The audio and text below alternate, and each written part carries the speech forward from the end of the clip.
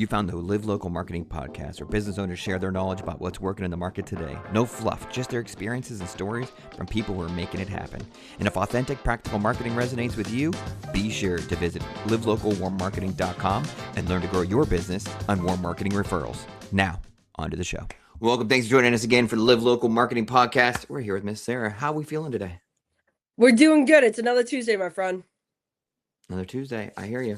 All right, as we hop into it, a little bit about Sarah, and then we'll just get right into the questions.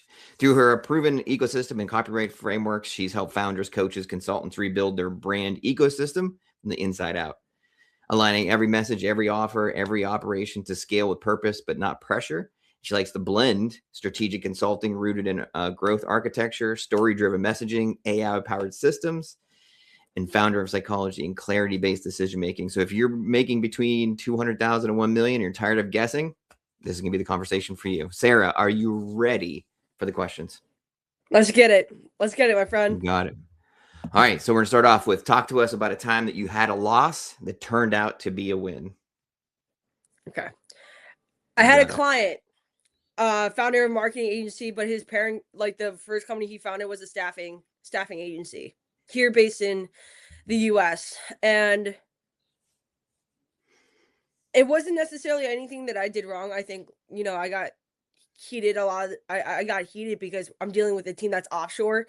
I think that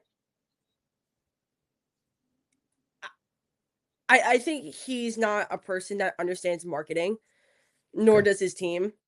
And I got very frustrated because I see a lot of the times that this happens, that a lot of people start SMMAs without, doing any type of the proper research or giving what you're doing any type of proper credence.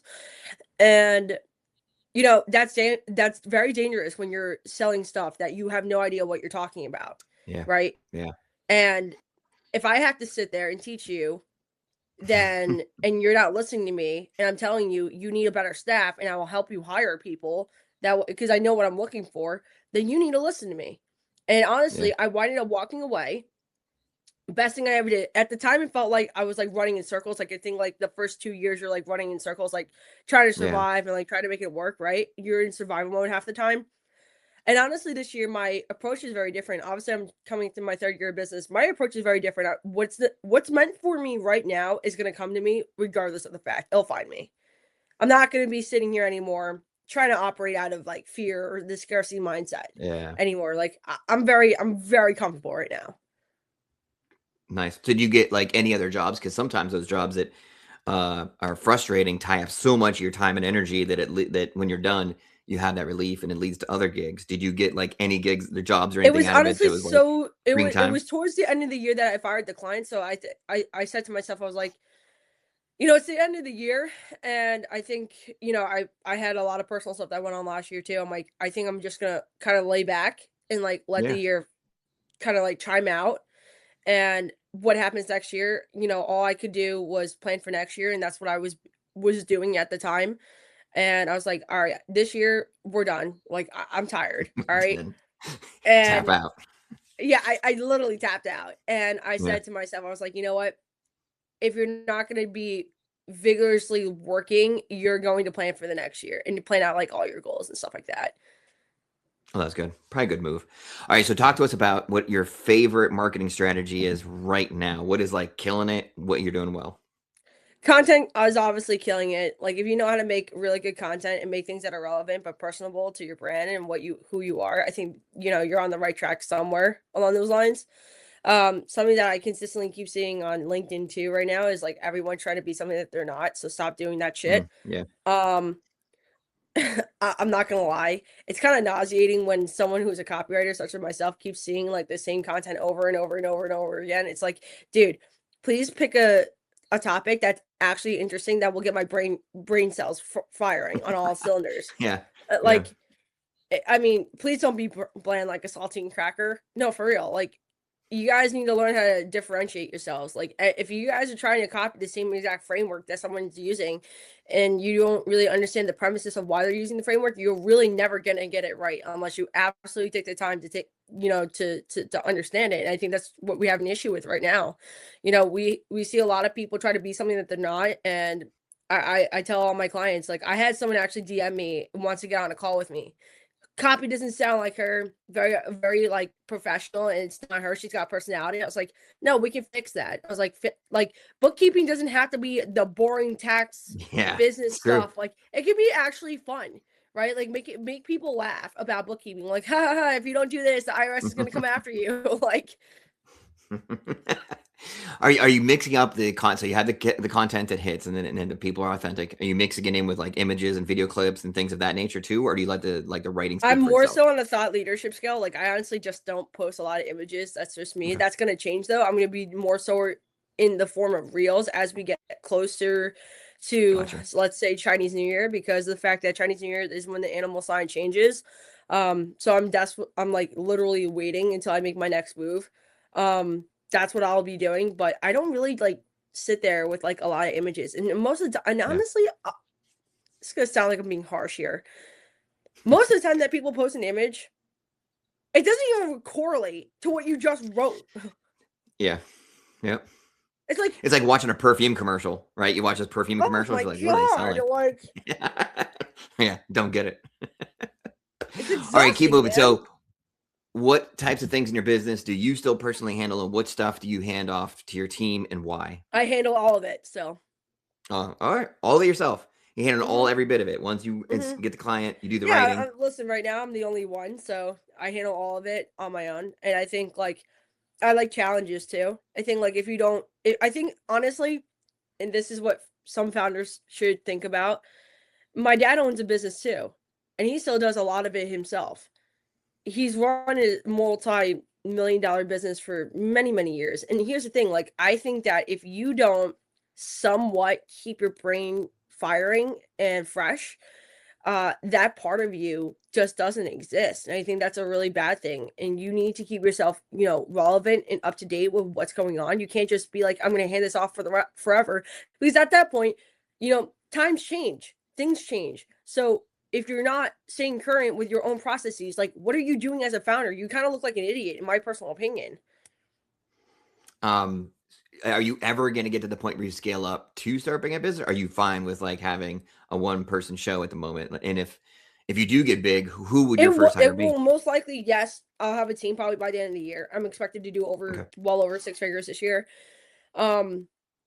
Yes, to answer your question, but I still have the same methodology with that. I think it's really important that founders don't lose sight of your own processes that you implemented since day one that have worked for you very successfully. I think it's very important that you keep everything that you were doing top of mind, because it also helps your brain still remember, I remember the days that I was doing this and I was staying up till 4 a.m, literally busting my ass and doing all this crap. Yep. Yeah. I think it's really important. Yeah, it helps you stay grounded, that's for sure. Yeah, for sure. So when you're sitting down with your clients and you start getting the content, because you're writing authentically, you're writing good, how do you pull the brand out of that to make the writing more quality? A quick break before we get to that next answer, because I know that answer is going to be brilliant, which is why I chose this moment to interrupt. If you love what you're seeing and you want to run your business off of warm marketing referrals, visit our website, livelocalwarmmarketing.com. It's got valuable resources, office hours, memberships, the book, an array of resources to help you get rid of cold calls, cold leads, door knocking, and run a business you can be proud of through referrals and warm marketing. Now, back to the show. Because a lot of times they have a poor job of communicating what their brand is. The first call that's for onboarding is all about them. Okay. I don't ask questions about how they want it written. I ask them very personal questions, so I can come up with a brand voice, a structure that they're comfortable with. That way their content authentically sounds like them, that would be something that they wrote. And I think a lot of copywriters get that wrong. A lot of copywriters would rather sit there and be like, oh, I'm just going to write the project. That's not how you do that. And if we look time over time, like, you own a marketing agency yourself, how many times did you get somebody that says, oh, my emails are only 25, have a 25% open rate? On average, I get 35 to 45. Like, what are you talking about? That number doesn't exist in my book or my language. Okay. Yeah. It's because of the fact that you didn't take the time and the due diligence to get to know who your client is and what they want. That's your problem. And I'll spend no matter how much time, 60 minutes, it could be 90 minutes, depending on my assessment, right? And it honestly depends on how much information the client's willing to give you. And that's okay too, right? So like, you can't just sit there and write something without even really knowing the client, period. So what if they don't know their brand really well? Do you help them advise in that regard? Or do you just run with it? Like, you clearly don't know what you're doing, but let's make you look as good as possible. No, you don't open a business without knowing who you are, period. I know a lot of people do it. I don't do that shit around here. I also don't take clients like that either. If you don't know what you're doing, please stop and don't do something that you're going to regret, because, there's something called a chargeback on a credit card. Okay. I don't know if you guys have realized. And on top of that, you mess up and you don't have business insurance, someone's going to take you to court and someone's going to sue you. Yeah. Okay. In small claims court. So please, if you don't know your brand or you don't know what you're doing, pause, reevaluate yourself and what you're doing, and then make your decision. You mentioned open rates. So when I use the phrase useful data, is that part of it? What do you consider to be useful data? Okay. If we're taking emails, for example, because this is the example I love to use, you have 3 metrics that you want to live by in emails within either your GHL, if you got constant contact, if you have MailerLite, you have, MailChimp. Okay. 3 simple statistics. Number 1, you're going to be looking for your open rate. You're going to be looking through your click-through rate, and you're going to be looking for your booked appointments. Okay. Most people, and I'm sorry, you're going to be looking for your click rate, which is your unique click rate, versus your regular click rate, which is different. And I'll explain that in 5 seconds. And your book meetings or whatever the CTA is leading to, whether that's, a VSL or it's a workshop, whatever the case may be for you guys. Okay. Number 1, the open rate is very important because you can see who's opening your email, and maybe if they didn't book a call, why they opened the email, and kind of get their kind of feedback. And you can literally call these people. Okay. Your CRM should be programmed to have their phone numbers automatically inside your CRM. Okay. Number 2, your unique click rate is different than the click rate that's actually getting it to open, because the fact that the unique click rate is for specifically the CTA at the bottom. So whether that's an actual hyperlink or that's a button, it should be telling you who's opening that specifically. That way, if they don't book a meeting, you'll literally see who's clicking on this button or not, and give them a call, see where they got lost in sales process and try to close that deal, right? Or get them on a call.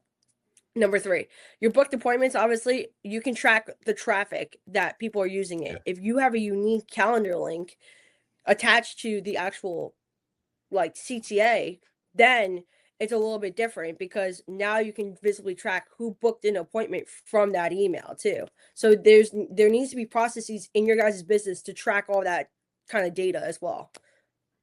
So that way you know where the hits and where the misses are. Yeah. Basically. Yeah. Mm-hmm. Talk to us about a strategy that you used to, but not anymore. This doesn't work. The ROI is just not there anymore. I put it by the wayside and I've moved on. Easy. Corporate bullshit doesn't exist on LinkedIn. Stop trying to do it. Yeah. If you try to sit there and try to constantly be professional and play this corporate game of trying to be your like everyone else, I'm telling you right now, that's why you're making 0 money on LinkedIn. If you go to my LinkedIn profile, you'll see my very humble beginnings. I started my company with $40 in my pocket. I'm not afraid to admit that. I got my first client in 48 hours after I launched our social media. I'm not afraid to admit that either. And I got my second client 2 weeks after I freaking launched. You know what I mean?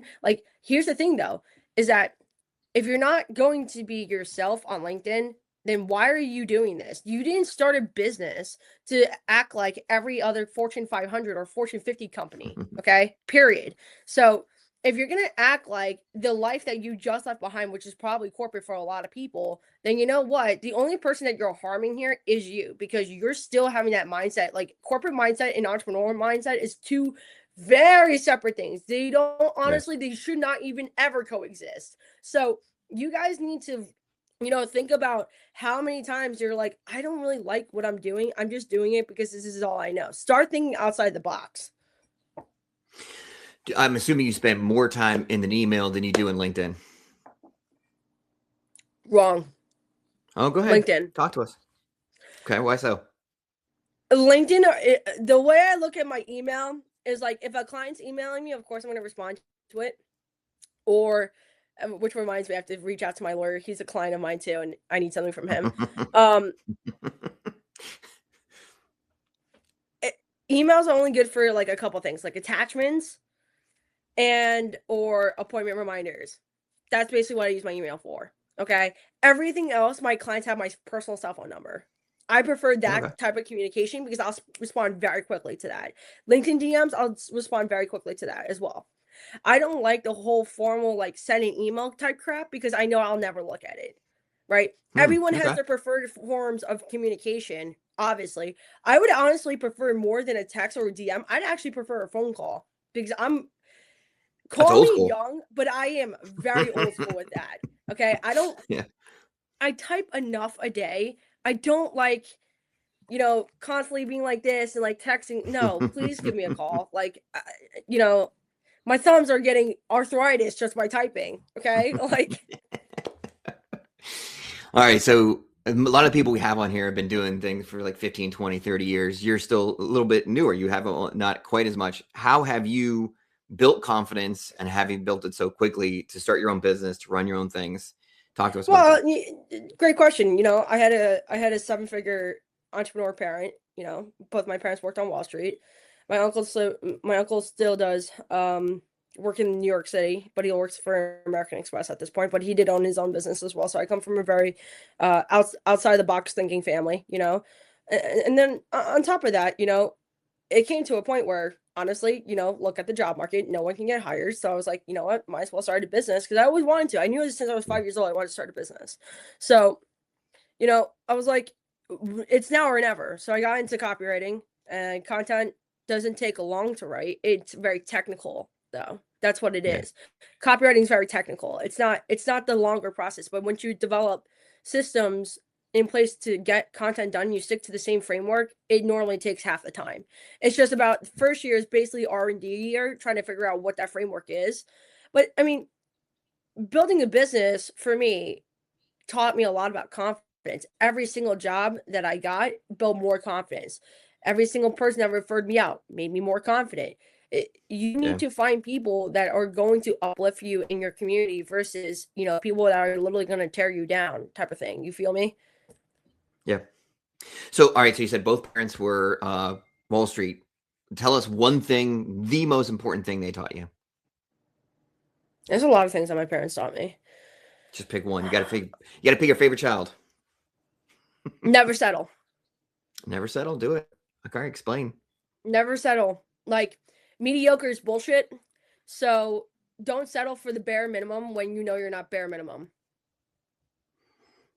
And just keep working until you get there. Yeah, keep working, right? Like, that's awesome. I feel like a lot of people, they're too weak and they just give up so easily when something doesn't work out their way because everybody expects instant gratification these days.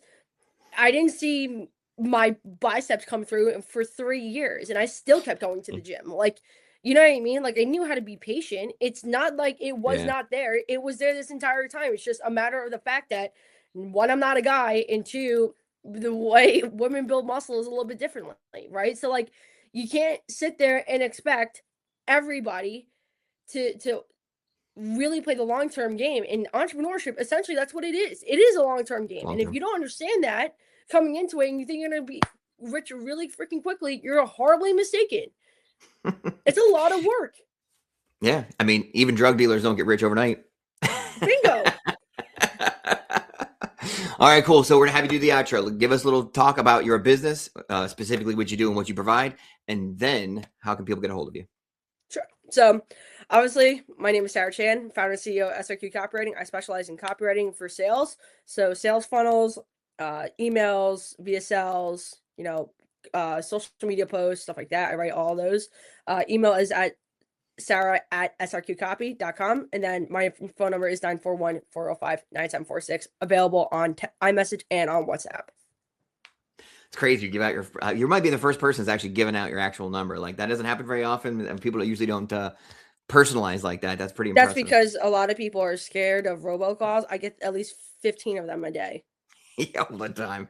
All right, man. We appreciate your help and your knowledge about the copywriting world and how to get around to people authentically. We appreciate your time and your help today. Thank you so much for having me.